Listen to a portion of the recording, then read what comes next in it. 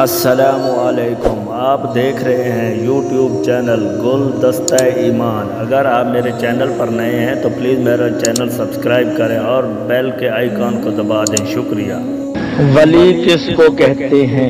मुसलमान जब खूब इबादत करता है और बुरे कामों से बचता है और दुनिया की मोहब्बत छोड़ देता है और हज़रत मोहम्मद सल्लल्लाहु अलैहि वसल्लम की ताबेदारी खूब करता है तो वो अल्लाह का दोस्त और प्यारा हो जाता है। ऐसे शख्स को वली कहते हैं। वली से कभी कभी ऐसी बातें भी होने लगती हैं जो और लोगों से नहीं हो सकती। ऐसी बातों को करामात कहते हैं। अगर कोई शख्स शरीयत के खिलाफ हो और उससे कोई ऐसी अजीब बात ज़ाहिर होती हो जो और लोगों से ना हो सके तो वो जादू है या उसका कोई करतब या शोबदा है। ऐसे करतब और शोबदे तो काफिर जोगी वगैरह भी हासिल कर लेते हैं। ऐसा शख्स वली नहीं हो सकता। वली लोगों को कभी बाद बातें भेद यानी गैब की जागते में या सोते में मालूम हो जाती हैं। ऐसी बातों को कश्फ और अलहाम कहते हैं। अगर वो बातें शरीयत के मुवाफिक हों तो अच्छी हैं, वरना शैतानी चाल है। ऐसी बातों को हरगिज़ ना मानना चाहिए। वली लोग दुनिया में अल्लाह ताला के बड़े मकबूल और प्यारे बंदे होते हैं। इनकी सोबत में बैठना, उनसे मोहब्बत करना और उनकी इज्जत और खिदमत करना और उनकी नसीहत पर अमल करना अल्लाह ताला को राजी करना है और उनको तकलीफ देना और नाराज करना अल्लाह ताला के कहर की निशानी है। वो ऐसी बरकत वाले बंदे होते हैं कि उनकी बरकत से बारिश होती है, अल्लाह ताला का गुस्सा और अजाब टल जाता है, आफतें और मुश्किलें दूर हो जाती हैं, उनकी बरकत से दुआएं कबूल होती हैं, उनके देखने से खुदा याद आता है। खूब याद रखो कि जो शख्स शरीयत के खिलाफ हो वो हरगिज़ वली नहीं हो सकता। खातमुल अंबिया हबीब किबरिया हजरत मोहम्मद मुस्तफ़ा सल्लल्लाहु अलैहि वसल्लम पर नबूवत खत्म हो चुकी।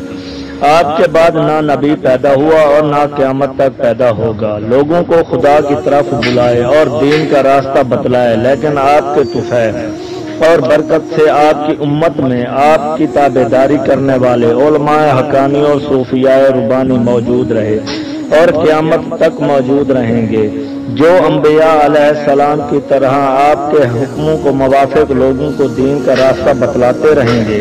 अल्लाह ताला ने उस आलम असबाब दुनिया में यही कायदा रखा है कि कोई दीन का या दुनिया का कमाल बगैर उस्ताद के हासिल नहीं हो सकता।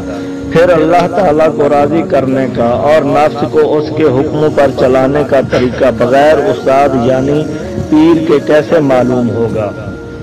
हजरत मौलाना रूम फरमाते हैं, इसलिए कामिल पीर की पहचान लिखी जाती है कि अगर कोई खुदा का बंदा या बंदी ये चाहे कि कोई पीर कामिल मिले तो उससे खुदा को राजी करने का तरीका सीखें और उसके बतलाए तरीके पर अमल करें कि खुदा राजी हो तो मुरीद होने से पहले पीर में ये निशानियां देख लें। कामिल पीर की ये 7 निशानियां हैं। उसके बाद जरूरत दीन का इल्म हो, समझदार आलिम लोग उसको पसंद करते हों, जितना इल्म रखता हो उस पर अमल करता हो, उसकी सोबत में ये बरकत हो कि दिन ब दिन दुनिया से नफरत होने लगे और अल्लाह ताला से मोहब्बत बढ़ने लगे।